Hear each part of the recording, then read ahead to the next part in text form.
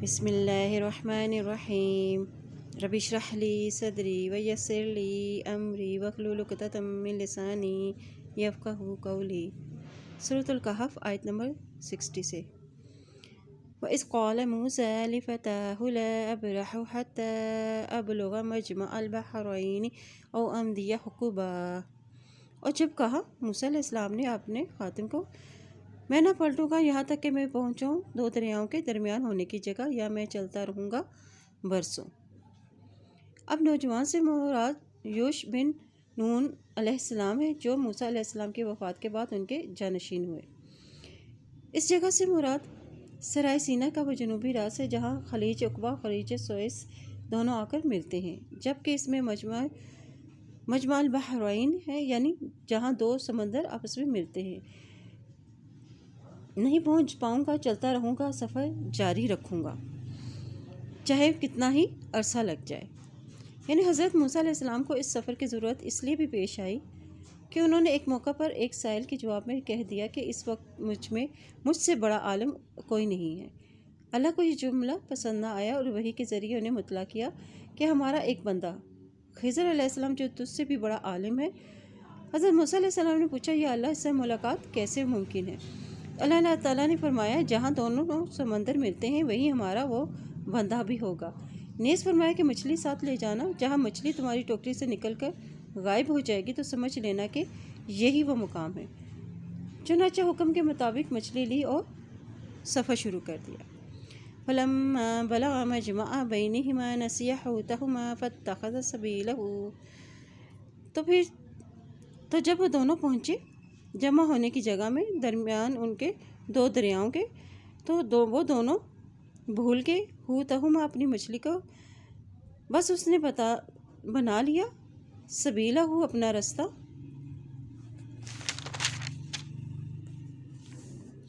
فی البحر سمندر میں، سربا سرنگ کی طرح۔ فَلَمَّا جَاوَزَا قَالَ لِفَتَاهُ آتِنَا غَدَاءَنَا لَقَدْ لَقِينَا مِن سَفَرِنَا هَٰذَا نَصَبًا، تو جب وہ آگے بڑھا اور کہا اپنے خادم سے، لائیے میرے پاس ہمارا ناشتہ، البتہ تحقیق ملاقات کی ہم نے اپنے سفر سے، تھکاوٹ سے۔ قَالَ أَرَأَيْتَ إِذْ أَوَيْنَا إِلَى الصَّخْرَةِ فَإِنِّي نَسِيتُ الْحُوتَ وَمَا أَنسَانِيهُ إِلَّا الشَّيْطَانُ أَنْ أَذْكُرَهُ وَاتَّخَذَ سَبِيلَهُ فِي الْبَحْرِ عَجَبًا، اس نے کہا کہ کیا تو نے دیکھا، تو نے جب ہم نے پناہ لی تھی چٹان کی طرف، تو بے شک میں بھول گیا مچھلی کو، اور نہیں بھلایا مجھے اس کو مگر شیطان نے، کہ میں ذکر کروں اس کا آپ سے، اور اس نے بنا لیا اپنا راستہ سمندر میں عجیب طریقے سے۔ اب یعنی مچھلی زندہ ہو کر سمندر میں چلی گئی، اور اس لیے اللہ تعالیٰ نے سمندر میں سرنگ کی طرح ایک راستہ بھی بنا دیا۔ حضرت یوش علیہ السلام مچھلی کو سمندر میں جاتے راستہ بنتے ہوئے دیکھا، لیکن حضرت موسیٰ علیہ السلام سے اس کا ذکر کرنا بھول گئے، حتیٰ کہ آرام کر کے وہاں سے سفر شروع کر دیا، اور اسی طرح ایک دن اور اس کے بعد ایک رات سفر کر کے جب یہ دوسرے دن موسیٰ علیہ السلام کو تھکاوٹ اور بھوک محسوس ہوئی تو اپنے جوان ساتھی سے کہا کہ لاؤ کھانا کھائیں۔ اس نے کہا کہ مچھلی تو جہاں ہم نے پتھر پر ٹیک لگا کر آرام کیا تھا وہاں زندہ ہو کر سمندر میں چلی گئی، وہاں اس نے عجیب طریقے سے اپنا راستہ بنا لیا، اور میں اس سے آپ کا تذکرہ کرنا بھول گیا، اور شیطان نے مجھے بھلا دیا۔ قَالَ ذَلِكَ مَا كُنَّا نَبْغِ فَارْتَدَّا عَلَىٰ آثَارِهِمَا قَصَصًا، موسیٰ علیہ السلام نے کہا کہ یہی وہ تھے ہم چاہتے تھے، تو وہ دونوں پلٹے اپنے نشان قدم پر اور نشان قدم تلاش کرتے ہوئے، فَوَجَدَ عَبْدًا مِّنْ عِبَادِنَا آتَيْنَاهُ رَحْمَةً مِّنْ عِندِنَا وَعَلَّمْنَاهُ مِن لَّدُنَّا عِلْمًا، تو دونوں نے پایا ایک بندے کو ہمارے بندوں میں سے، دی ہم نے اس کو رحمت، اپنے پاس سے سکھایا تھا ہم نے اس کو اپنے پاس سے علم۔ یعنی اب موسیٰ علیہ السلام نے کہا کہ اللہ کے بندے، جہاں مچھلی زندہ ہو کر غائب ہوئی تھی وہی تو ہمارا مطلوبہ مقام تھا جس کی تلاش میں ہم سفر کر رہے تھے، چنانچہ اپنے نشان قدم پر وہ چلتے رہے اور مجمع البحرین پر واپس آ گئے۔ فوجد عبدا من عبادنا، یعنی اس بندے سے مراد حضرت خضر علیہ السلام ہے۔ خضر کے معنی سرسبز شاداب کے ہیں۔ یہ ایک مرتبہ سفید زمین پر بیٹھے تو حصہ زمین نیچے سے سرسبز ہو کر لہلہانے لگا اور اسی وجہ سے ان کا نام خضر پڑ گیا۔ آتیناہ رحمتم سے مراد سے بعض مفسرین نے وہ خصوصی انعامات مراد لی ہیں جو اللہ تعالیٰ نے اپنے اس خاص بندے پر فرمائے۔ اکثر مفسرین نے اس سے مراد نبوت لی ہے۔ وَعَلَّمْنَاهُ مِن لَّدُنَّا عِلْمًا، یعنی اس سے نبوت کے علاوہ جس سے حضرت موسیٰ علیہ السلام بھی بہرہ ہوئے، جب موسیٰ علیہ السلام کے پاس بھی وہ علم نہ تھا جس سے حضرت خضر علیہ السلام کو نوازا گیا تھا۔ قال له موسیٰ هل اتبعك على ان تعلمني مما علمت رشدا، کہا اس کو موسیٰ علیہ السلام نے کیا میں پیروی کروں آپ کی اوپر اس بات ہے کہ تو سکھائے مجھ کو اس میں سے جو سکھایا کیا ہے سمجھ بوجھ میں۔ قال انك لن تستطيع معي صبرا، اس نے کہا بے شک تو ہرگز نہیں استطاعت رکھے گا میرے ساتھ صبر کی۔ وَكَيْفَ تَصْبِرُ عَلَى مَا لَمْ تُحِطْ بِهِ خُبْرًا، اور کس طرح تم صبر کر سکتے ہو اوپر اس کے جو نہیں تم احاطہ کیا ساتھ اس کے پوری سمجھ کے، یعنی جس چیز کا علم نہ ہو، جس کی حقیقت آپ نہیں جانتے، اس پر صبر کرنا بھی ممکن نہیں ہے۔ قَالَ سَتَجِدُنِي إِن شَاءَ اللَّهُ صَابِرًا وَلَا أَعْصِي لَكَ أَمْرًا، اس نے کہا ان قریب پاؤ گے مجھ کو تم اگر اللہ نے چاہا صبر کرنے والا، اور نہیں میں نافرمانی کروں گا تیرے کسی بھی حکم سے۔ قال فإن اتبعتني فلا تسألني عن شيء حتى أحدث لك منه ذكرا، کہا پھر اگر تم پیروی کرو میری بس نہ تم سوال کرنا مجھ سے عن شيء کسی بھی چیز کے بارے میں، حتیٰ یہاں تک کہ میں اختص لک منہ ذکرا کہ میں بیان کر دوں تمہارے لیے اس میں سے ذکر کرنا۔ فانطلقا، تو پھر وہ دونوں چلتی ہے، حتیٰ اذا رکبا فی السفینۃ خرقها قال خرقتها لتغرق اہلها لقد جئت شیئا امرا، تو وہ دونوں چلتی ہے یہاں تک کہ جب وہ دونوں سوار ہوئے کشتی میں تو اس نے پھاڑ دیا اس کو، کہا تم نے پھاڑ دیا ہے اس کو، لتغرق اہلها تاکہ تو غرق کرتے اس کے رہنے والوں کو، لقد جئت شیئا امرا، البتہ تحقیق لا ہے تو ایک چیز بہت ہی بھاری۔ یعنی اب حضرت موسیٰ علیہ السلام کو چونکہ اس خاص علم کی خبر نہ تھی جس بنا پر حضرت خضر علیہ السلام نے کشتی کے تختے توڑ ڈالے تھے، اس لیے صبر نہ کر سکے اور اپنے علم و فہم کے مطابق اسے نہایت ہی ہولناک کام قرار دے دیا۔ قال الم اقل انک لن تستطیع معی صبرا، اس نے کہا کیا میں نے نہیں کہا تھا بے شک ہرگز نہیں تو استطاعت رکھے گا میرے ساتھ صبر کرنے کی۔ قال لا، کہا کہ نہیں، تو آخذنی بما نسیت ولا ترہقنی من امری عسرا، مواخذہ کیجیے میرا ساتھ اس کے جو میں بھول جاؤں اور نہ آپ مجھ پر چھا جائیے میرے معاملے میں سختی کے ساتھ۔ فانطلقا حتى إذا لقيا غلاما فقتله قال أقتلت نفسا زكية بغير نفس لقد جئت شيئا نكرا، تو دونوں چل دیے یہاں تک کہ جب وہ دونوں ملے ایک بچے کو تو اس نے قتل کر دیا اس کو، کہا کیا تو نے قتل کر دیا ایک جان کو بے گناہ بغیر کسی جان کے، البتہ تحقیق تو لا ہے ایک چیز جو ناپسندیدہ ہے۔ حضرت موسیٰ علیہ السلام کو جو کہ علم شریعت حاصل تھا، اس کی روح سے حضرت خضر علیہ السلام کا یہ کام بہرحال خلاف شریعت تھا اور جس کی وجہ سے انہوں نے اعتراض کیا اور اسے نہایت ہی برا کام قرار دیا۔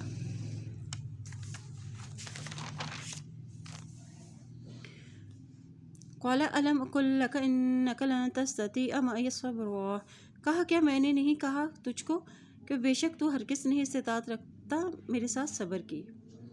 قال ان سألتک عن شیء بعدها فلا تصاحبنی قد بلغت من لدنی عذرا، کہا اگر میں سوال کروں کسی چیز کا اس کے بعد تو نہ تو ساتھ رکھنا مجھ کو، تحقیق پہنچا ہے تجھ کو میری طرف سے عذر، یعنی اب اگر میں سوال کروں تو آپ مجھے اپنے ساتھ مت رکھیے گا، مجھے کوئی اعتراض نہ ہوگا، اس لیے کہ پھر آپ کے پاس اس کا معقول عذر ہوگا۔ یہاں معلوم ہوتا ہے کہ استاد اور شاگرد کے درمیان شرائط بھی رکھی جا سکتی ہیں اور استاد شاگرد کو نکال بھی سکتا ہے۔ موسیٰ علیہ السلام کے اس واقعے سے ہمیں استاد اور شاگرد کے درمیان جو تعلق ہے اس کا بھی اہمیت کا معلوم ہوتی ہے، ان کی اہمیت سے یہ پتہ کہ حضرت موسیٰ علیہ السلام کا یہ رویہ اس لیے تھا کہ وہ ہر چیز میں اصلاح کے بعد ڈھونڈتے تھے۔ استاد کی ڈانٹ میں خاص سلوک ہوتا ہے، رعب اور وقار ہونا چاہیے۔ اگر شاگرد استاد کے رویے میں سختی پائے تو اسے اچھے طریقے سے اپنا عذر بیان کر دینا چاہیے۔ شاگرد کے لیے استاد کی تابعداری اجازت ضروری ہے۔ شاگرد کی خوبی ہے کہ وہ استاد کی نافرمانی نہ کرے، غیر سنجیدہ سوالات نہیں کریں، اور استاد شاگرد کو پڑھاتے وقت شرائط بھی رکھ سکتا ہے۔ فانطلقا حتى إذا أتيا أهل قرية استطعما أهلها فأبوا أن يضيفوهما فوجدا فيها جدارا يريد أن ينقض فأقامه قال لو شئت لاتخذت عليه أجرا۔ تو دونوں چل دیے یہاں تک کہ وہ دونوں آئے ایک بستی والوں کے پاس، تو ان دونوں نے کھانا مانگا اس کے رہنے والوں سے، تو انہوں نے انکار کر دیا کہ وہ مہمان بنائیں ان کو۔ ہوا جاتا تو ان دونوں نے پایا فیہا اس میں جدارن ایک دیوار کو، یرید وہ چاہتے تھے کہ ان ینقض کہ وہ ٹوٹ جائے، فاقامہ ہو تو اس نے قائم کر دیا اس کو۔ قال اس نے کہا لو شئت کہ تو چاہتا ہے، لاتخذت کہ تو البتہ لے لیتا علیہ اجرا اس پر اجرت۔ یعنی یہ بخیلوں کی بستی تھی کہ مہمانوں کی مہمان نوازی سے بھی انہوں نے انکار کر دیا، حالانکہ مسافر کو کھانا کھلانا، مہمان نوازی کرنا شریعت کی تعلیمات کا حصہ رہا ہے۔ حضرت خضر علیہ السلام نے دیوار کو ہاتھ لگایا اور اللہ کے حکم سے وہ موجودانہ طور پر سیدھی ہو گئی۔ حضرت موسیٰ علیہ السلام جو بستی کے رویے سے کے پیش نظر خاموش نہ رہے اور بول پڑے، انہوں نے تو کہا کہ کسی بھی چیز کا ان بستی والوں نے لحاظ نہیں کیا، یہ لوگ کب اس لائق ہے کہ ان کے پر اس طرح کا احسان کیا جائے۔ قال ھذا فراق بینی و بینک سأنبئک بتأویل ما لم تستطع علیہ صبرا۔ کہا یہ ہے جدائی بینی و بینک میرے اور تمہارے درمیان، سأنبئک ان قریب میں بتاؤں گا تجھ کو، بتأویلی حقیقت ما لم اس کی جو نہیں تستطع علیہ جس پر تم صبر کر سکا اس پر۔ یعنی کہ حضرت خضر علیہ السلام نے کہا کہ موسیٰ علیہ السلام یہ تیرا تیسرا موقع تھا کہ تو صبر نہ کر سکا، اور جو تیرے کہنے کے مطابق میں تجھے اپنے ساتھ رکھنے سے معذور ہوں۔ اس جدائی سے قبل حضرت خضر علیہ السلام نے تینوں واقعات کی حقیقت سے انہیں آگاہ کر دیا، تاکہ موسیٰ علیہ السلام کسی مغالطے میں نہ رہیں کہ وہ یہ سمجھ لیں کہ علم اور نبوت اور ہے اور جس سے انہیں نوازا کیا ہے۔ اسے ہمیں کیا پتہ چلتا ہے کہ اللہ تعالیٰ کی رضا میں ہی ہمیں راضی رہنا چاہیے، خیر کے پہلو دیکھنے چاہیے، نہ سمجھی میں اگر لوگ آپ کی ناقدری کریں تو اس پر صبر کا رویہ اختیار کریں، اور اللہ اپنے بندوں کے حق میں مہربان ہوتا ہے۔ اما السفینۃ فکانت لمساکین یعملون فی البحر فاردت ان اعیبها وکان وراءہم ملک یأخذ کل سفینۃ غصبا۔ اور یہی کشتی تو وہ تھی اس مسکین کی جو کام کرتے تھے سمندر میں، فاردت تو میں نے چاہا، ان اعیبها کہ میں اس کو عیبدار کر دوں، وکان وراءہم اور تھا اس کے پیچھے، ملک یأخذ ایک بادشاہ جو لے رہا تھا، کل سفینۃ ہر کشتی کو، غصبا ظلم سے۔ وَأَمَّا الْغُلَامُ فَكَانَ أَبَوَاهُ مُؤْمِنَيْنِ فَخَشِينَا أَن يُرْهِقَهُمَا طُغْيَانًا وَكُفْرًا۔ اور رہا وہ لڑکا تو تھا اس کے والدین مومن دونوں، تو ڈر ہوا ہم کو کہ وہ غالب آ جائے گا ان دونوں پر سرکشی سے اور کفر کے ساتھ۔ فَأَرَدْنَا أَن يُبْدِلَهُمَا رَبُّهُمَا خَيْرًا مِّنْهُ زَكَاةً وَأَقْرَبَ رُحْمًا۔ تو ارادہ کیا ہم نے کہ بدل دیں ان کو ان کا رب بہتر اس سے اور پاکیزگی میں اور زیادہ قریب تر رحمت میں۔ وَأَمَّا الْجِدَارُ فَكَانَ لِغُلَامَيْنِ يَتِيمَيْنِ فِي الْمَدِينَةِ وَكَانَ تَحْتَهُ كَنزٌ لَهُمَا وَكَانَ أَبُوهُمَا صَالِحًا فَأَرَادَ رَبُّكَ أَن يَبْلُغَا أَشُدَّهُمَا وَيَسْتَخْرِجَا كَنزَهُمَا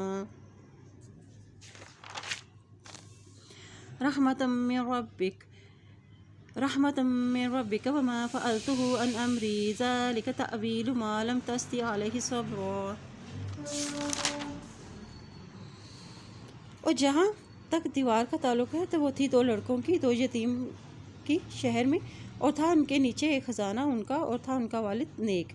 تو ارادہ کیا تیرے رب نے کہ وہ دونوں پہنچے اپنی جوانی کو اور نکالیں اپنے خزانے کو بطور رحمت تیرے رب کی طرف سے، اور نہیں میں نے کیا اس کو اپنے رب کے حکم سے، اور یہ ہے حقیقت جو نہیں تم استطاعت رکھ سکے اس پر صبر کی۔ یعنی دیوار کا قصہ یہ ہے کہ شہر میں دو یتیم بچے تھے جن کا خزانہ اس دیوار کے نیچے دفن تھا، ان کا باپ نیک آدمی تھا، تو تیرے رب نے چاہا کہ یہ دونوں اپنی جوانی کی عمر کو جب پہنچ جائیں تو اپنا خزانہ وہاں سے حاصل کر لیں۔ تو اسے ہمیں میرے لیے سیکھنے کی کیا بات ہے کہ اللہ کے فیصلے پر راضی ہونا چاہیے۔ علم اور حکمت کے لیے صبر کی ضرورت ہوتی ہے۔ وَيَسْأَلُونَكَ عَنِ ذِي الْقَرْنَيْنِ قُلْ سَأَتْلُو عَلَيْكُم مِّنْهُ ذِكْرًا وَإِنَّا مَكَّنَّا لَهُ فِي الْأَرْضِ وَآتَيْنَاهُ مِن كُلِّ شَيْءٍ سَبَبًا۔ وہ سوال کرتے ہیں آپ سے ذوالقرنین کے بارے میں، کہہ دیجئے کہ عنقریب میں پڑھوں گا تم پر اس سے کچھ ذکر سے۔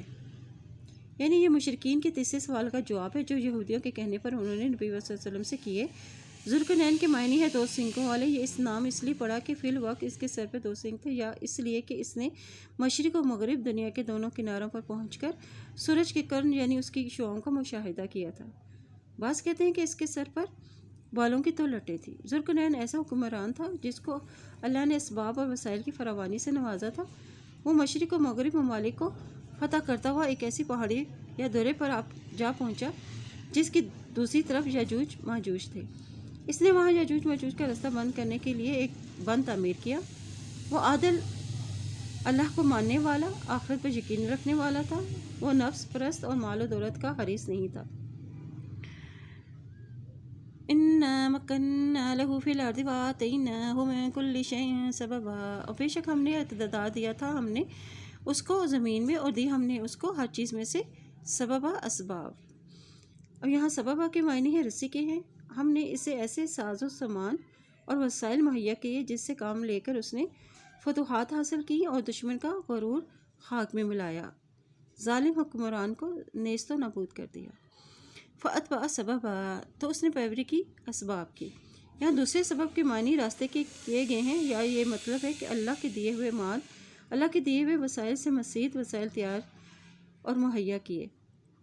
جس طرح اللہ تعالیٰ کے پیدا کردہ لوہے اور سے مختلف قسم کے ہتھیار اور اسی طرح دیگر خام مواد کی اشیاء بھی بنائی جاتی ہیں۔ حَتَّى إِذَا بَلَغَ مَغْرِبَ الشَّمْسِ وَجَدَهَا تَغْرُبُ فِي عَيْنٍ حَمِيَةٍ وَوَجَدَ عِندَهَا قَوْمًا قُلْنَا يَا ذَا الْقَرْنَيْنِ إِمَّا أَن تُعَذِّبَ وَإِمَّا أَن تَتَّخِذَ فِيهِمْ حُسْنًا، یہاں تک کہ وہ پہنچ گیا سورج غروب ہونے کی جگہ، پایا اس کو غروب ہو رہا تھا، فی عین ایک چشمے، حمیت کیچڑ والے، وجدہ تو پایا، انتہا اس کے پاس، قومن ایک قوم کا، قلنا اس نے کہا ہم نے، یا ذوالقرنین اے ذوالقرنین،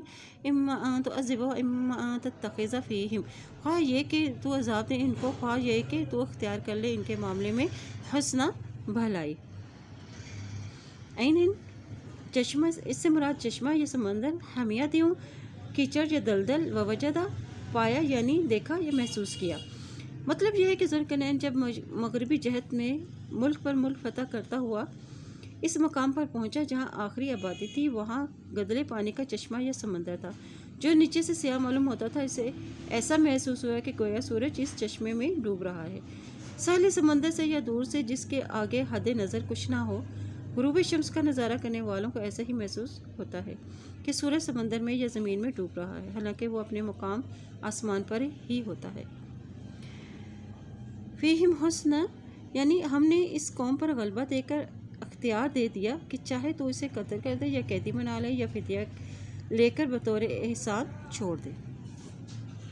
قال اما من ظلم فسوف نعذبه ثم يرد الى ربه فيعذبه عذابا نكرا، اس نے کہا رہا جو ظلم کرتا ہے تو عنقریب ہم عذاب دیں گے اس کو، پھر وہ لوٹایا جائے گا اپنے رب کی طرف تو وہ عذاب دے گا اس کو عذاب سخت، یعنی یہ کفر و شرک پر جمع رہے گا، اس سے ہم سزا دیں گے جیسے پچھلی غلطیوں پر اور ان کی پچھلی غلطیوں پر مواخذہ نہ کیا جائے گا۔ وَأَمَّا مَنْ آمَنَ وَعَمِلَ صَالِحًا فَلَهُ جَزَاءُ الْحُسْنَى وَسَنَقُولُ لَهُ مِنْ أَمْرِنَا يُسْرًا،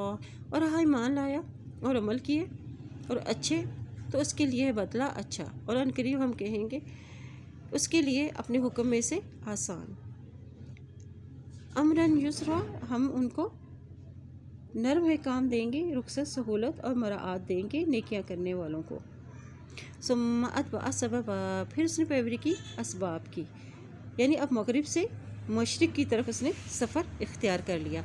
حتی اذا بلغ مطلع الشمس وجدها تطلع على قوم لم نجعل لهم من دونها سترا كذلك وقد احطنا بما لديه خبرا، یہاں تک کہ وہ پہنچ گیا سورج کے طلوع ہونے کی جگہ، پایا اس کو کہ طلوع ہو رہا ہے اوپر ایک قوم پر، یہ بنایا ہم نے ان کے لیے اس کے ادھر کوئی پردہ. یعنی ایسی جگہ پہنچ گیا جو مشرق کی جانب کی آخری آبادی تھی. اس کو مطلع شمس کہا گیا ہے، جہاں اس نے ایسی قوم دیکھی جو مکانوں میں رہنے کے بجائے میدانوں اور صحراؤں میں بسیرا کیے ہوئے تھی اور وہ لباس سے بھی آزاد تھی. اور اسی طرح تحقیق گھیر لیا ہم نے جو اس کے پاس تھا خبر میں سے. یعنی ذوالقرنین کی بابت جو ہم نے بیان کیا ہے وہ اس طرح ہے کہ وہ پہلے مغرب پھر مشرق میں پہنچا، اور پھر ہمیں اس کی تمام صلاحیتوں، اسباب، وسائل اور دیگر تمام باتوں کا پورا علم ہے. ثم اتبع سببا، پھر اس نے پیروی کی اسباب کی، یعنی اب اس کا رخ کسی اور طرف ہو گیا. حتی اذا بلغ بین السدین وجد من دونہما قوما لا یکادون یفقہون قولا، یہاں تک کہ پہنچ گیا دو پہاڑوں کے درمیان. اس نے چاہا کہ ان کے علاوہ ایک قوم کو نہ قریب تھے کہ سمجھتے بات کو. یعنی اس سے مراد وہ پہاڑ ہیں جو ایک دوسرے کے مقابل ہیں، ان کے درمیان کھائی ہے جس سے یاجوج ماجوج اور ادھر آبادی میں آ جاتے اور ادھم مچاتے اور قتل و غارت کری کا بازار گرم کرتے. لا یکادو یفقہون قولا، یعنی اپنی زبان کے سوا اور کی زبان نہیں سمجھتے تھے. قالوا یا ذا القرنین، انہوں نے کہا اے ذوالقرنین، بے شک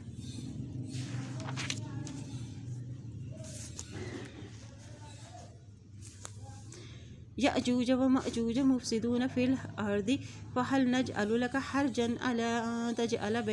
بیننا وبینہم سدا. یأجوج ماجوج فساد کرنے والے ہیں فی الارض زمین میں، تو فہل تو کیا نجعل ہم بنا لیں لگا تیرے لیے حراج علی اس بات پر تجعل کہ تو بنا لے بیننا ہمارے درمیان و بینہم اور ان کے درمیان سدا ایک بند.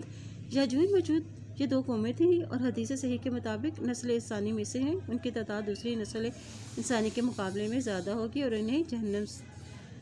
سے جہنم کو بھر دیا جائے گا. قال ما مكنني فيه ربي خير فأعينوني بقوة أجعل بينكم وبينهم ردما. انہوں نے کہا ما مکنی، جو قدرت دی تو نے مجھ کو، فيه اس میں، ربی میرے رب نے، خیر بہتر ہے، فأعینونی بس تم سب مدد کرو میری، بقوت ساتھ قوت کے، اجعل کہ میں بناؤں، بینکم تمہارے درمیان، و بینہم اور ان کے درمیان، ردمن ایک مضبوط دیوار. بقوت ان سے مراد یعنی تم مجھے تعمیراتی سامان اور رجال کا کار مہیا کرو. آتونی زبر الحدید حتی اذا ساوى بین الصدفین قال انفخوا حتی اذا جعلہ نارا قال آتونی افرغ علیہ قطرا. اور دو مجھ کو لوہے کے ٹکڑے، زبر الحدید لوہے کے ٹکڑے، حتی یہاں تک کہ اذا جب ساوا کے برابر کر دوں، بین الصدفین دو کناروں کے درمیان، قال کہا، قال انفخوا پھونکو، حتی یہاں تک کہ اذا جب جعلہ نارن کر دیا اس کو آگ، قال کہا آتونی دو مجھ کو، افرغ کہ میں اڈیلوں، علیہ اس پر، قطرن قطوا پگھلا ہوا تانبا. بین الصدفین یعنی دو پہاڑوں کے سروں کے درمیان جو خلا تھا اسے لوہے کی چھوٹی چھوٹی چادروں سے پر کر دیا. اور قطرن پگھلا ہوا سیسا، لوہا یا تانبا، یعنی لوہے کی چادروں کو خوب گرم کر کے ان پر پگھلا ہوا لوہا، تانبا یا سیسا ڈالنے سے وہ پہاڑی یا درہ یا راستہ مضبوط ہو گیا کہ اسے عبور کر کے یا توڑ کر ادھر دوسری انسانی آبادیوں میں آنا ناممکن ہو گیا تھا. فما استطاعوا ان يظهروه وما استطاعوا له نقبا، تو نہ ہمت ہوئی کہ وہ چڑھ سکے اس پر اور نہ وہ طاقت رکھتے تھے اس کے لیے نقب لگانے کی. قال هذا رحمة من ربي فإذا جاء وعد ربي جعله دكا وكان وعد ربي حقا. کہا یہ رحمت ہے میرے رب کی، فإذا جب جاء آ جائے گا، وعد ربی میرے رب کا وعدہ، جعلہ تو کر دے گا اس کو، دکا ذرہ ذرہ، وکانا ہے وعد ربی میرے رب کا وعدہ، حق برحق. یعنی یہ دیوار بڑی بھی مضبوط بنا دی گئی تھی جس پر چڑھ کے یاجوج ماجوج کا ادھر آنا ممکن ہی نہ رہا. لیکن جب میرے رب کا حکم آ جائے گا، یعنی اس کا وعدے کا وقت آ جائے گا، تو یہ ریزہ ریزہ ہو جائے گی اور زمین کے برابر کر دیا جائے گا. رب کے وعدے سے مراد قیامت کے دن یاجوج ماجوج کا ظہور ہے. ایک حدیث میں نبی صلی اللہ علیہ وسلم نے اس دیوار میں تھوڑے سے سوراخ کو فتنے کے قریب تعبیر فرمایا ہے اور ایک اور حدیث میں آتا ہے کہ وہ ہر روز اس دیوار کو کھودتے ہیں پھر کل کے لیے چھوڑ دیتے ہیں، لیکن جب اللہ کی مشیت ان کو خروج کی ہوگی تو وہ کہیں گے کہ کل انشاءاللہ اس کو کھودیں گے، پھر دوسرے دن وہ اس سے نکلنے میں کامیاب ہو جائیں گے۔ زمین میں فساد پھیلائیں گے حتیٰ کہ لوگ قلعہ بند ہو جائیں گے، آسمانوں پر یہ تیر پھینکیں گے جو خون آلودہ لوٹیں گے، بالآخر اللہ تعالیٰ ان میں ایسے کیڑا پیدا فرما دیں گے جس سے ان کی ہلاکت واقع ہو جائے گی۔ وَتَرَكْنَا بَعْضَهُمْ يَوْمَئِذٍ يَمُوجُ فِي بَعْضٍ وَنُفِخَ فِي الصُّورِ فَجَمَعْنَاهُمْ جَمْعًا وَأَعْتَدْنَا جَهَنَّمَ يَوْمَئِذٍ لِلْكَافِرِينَ أَرْضًا وَتَرَكْنَا بَعْضَهُمْ، اور ہم چھوڑ دیں گے ان میں سے بعض کو اس دن مل جل جائیں گے بعض میں، اور پھر پھونک مار دی جائے گی فی الصور سور میں، فجمعناہم تو ہم جمع کر لیں گے ان کو، جمع کر لینا، وَأَعْرَضْنَا پیش کریں گے جہنم کو یومئذ اس دن، للکافرین کافروں کے لیے، ارضا پیش کرنا، الذین وہ لوگ کانت تھیں، اعینہم ان کی آنکھیں، فی غطاء پردے میں، عن ذکری میرے ذکر سے، وکانوا وہ تھے وہ لا نہیں، یستطیعون کہ وہ استطاعت رکھتے، سمع سننے کی، افحسب الذین کیا بھلا گمان رکھتے ہیں وہ لوگ، کفروا جنہوں نے کفر کیا، ان یتخذوا کہ وہ بنا لیں گے، عبادی میرے بندے کو، من دونی اولیاء میرے سوا دوست، انا اعتدنا جہنم للکافرین نزلا بے شک ہم نے تیار کی ہے جہنم کافروں کے لیے بطور مہمانی کے، یعنی غیر اللہ کے یہ کی عبادت کرنے والے یہ لوگ کیا سمجھے کہ وہ مجھے چھوڑ کر اور میرے بندوں کی عبادت کر کے ان کی حمایت سے میرے اللہ سے بچ جائیں گے، یہ ناممکن ہے، ہم نے تو کافروں کے لیے جہنم تیار کر رکھی ہے جس میں جانے سے ان کو ان کے بندے نہیں روک سکیں گے جن کی وہ یہ عبادت کرتے رہے ہیں اور ان کو اپنا حمایتی سمجھتے رہے ہیں۔ الذین ضل سعیہم وہ لوگ گم ہو گئیں ان کی کوششیں، فی الحیات دنیا وہم یحسبون انہم یحسنون صنعا دنیا کی زندگی میں وہ سمجھتے ہیں کہ بے شک وہ اچھے کر رہے ہیں کام، یعنی اعمال ان کے ایسے ہیں کہ جو اللہ کے ہاں ناپسندیدہ ہیں، لیکن وہ یہ سمجھتے ہیں کہ وہ اچھے کام کر رہے ہیں۔ اس سے مراد بعض کہتے ہیں کہ یہود و نصارہ ہے، اور بعض کہتے ہیں کہ یہ ذکر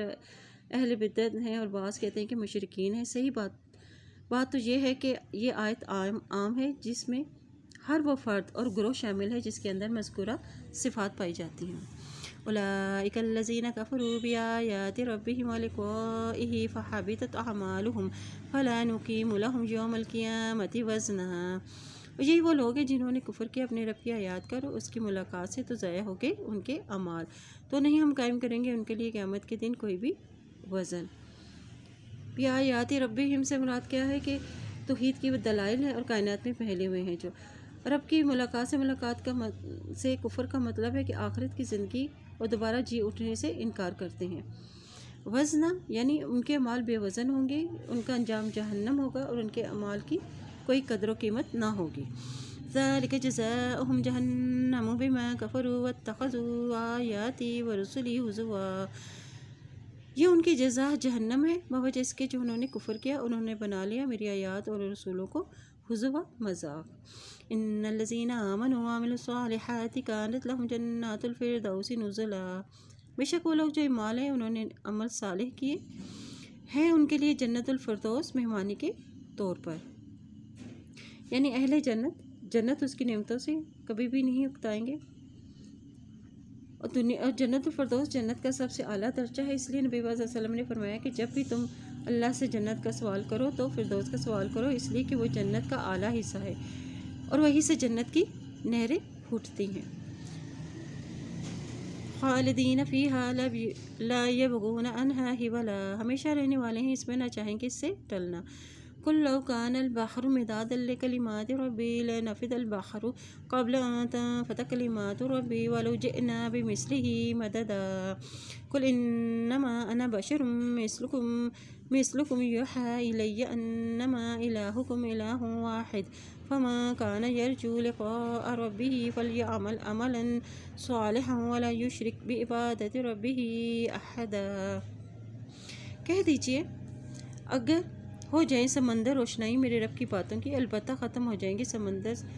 ہو جائیں گے سمندر اس سے پہلے کہ ختم ہوں میرے رب کی باتیں، اور گرچہ لائیں ہم اس کی مانت مدد۔ کہہ دیجئے بے شک میں ایک انسان ہوں، تم جیسا وحی کی جاتی ہے میری طرف، بے شک الہ تمہارا ایک ہی الہ ہے۔ تو کوئی امید رکھتا ہے اپنے رب کی ملاقات کی، بس چاہیے کہ وہ عمل کرے عمل صالح یعنی نیک عمل، اور نہ وہ شریک ٹھہرائے اپنے رب کے ساتھ کسی ایک کو۔ کلمات سے یہاں مراد ہے کہ اللہ کا علم ہے، اس کی حکمت و دلائل ہے، انسانی عقل اس کا احاطہ نہیں کر سکتی۔ دنیا بھر کے درختوں کی کلمے بن جائیں اور سارے سمندر سیاہی بھی بن جائے، کلمے کھس جائیں گی اور سیاہی ختم ہو جائے گی، لیکن رب کی کلمات اور اس کی تحریر کبھی نہیں ختم نہیں ہوگی، تحریر ان کی کبھی ختم نہیں ہوگی۔ یوحی الیہ کہ وحی کی جاتی ہے، یعنی مجھے یہ امتیاز حاصل ہے کہ مجھ پر وحی آتی ہے، اور اس کی بدولت میں نے صحابہ کہف اور ذوالقرنین کے متعلق اللہ کی طرف سے نازل کردہ باتیں بیان کی ہیں۔ جسے اپنے رب کی ملاقات کی آرزو ہو تو اسے چاہیے کہ وہ نیک عمل کرے۔ عمل صالح وہ ہیں جو سنت کے مطابق ہو، یعنی جو اپنے رب کی ملاقات کا بھی یقین رکھتے ہو، اسے چاہیے کہ ہر عمل سنت نبوی کے مطابق کرے اور دوسرے اللہ کے ساتھ کسی کو شریک نہ ٹھہرائے، اس لیے کہ یہ بدعت اور شرک دونوں ہی خبث اعمال کا سبب بنتے ہیں۔ اللہ ان دونوں سے مسلمانوں کو محفوظ رکھے، شرک اور بدعت سے۔ سبحانک اللہم و بحمدک، اشہد ان لا الہ الا انت، نستغفرک و نتوب الیک۔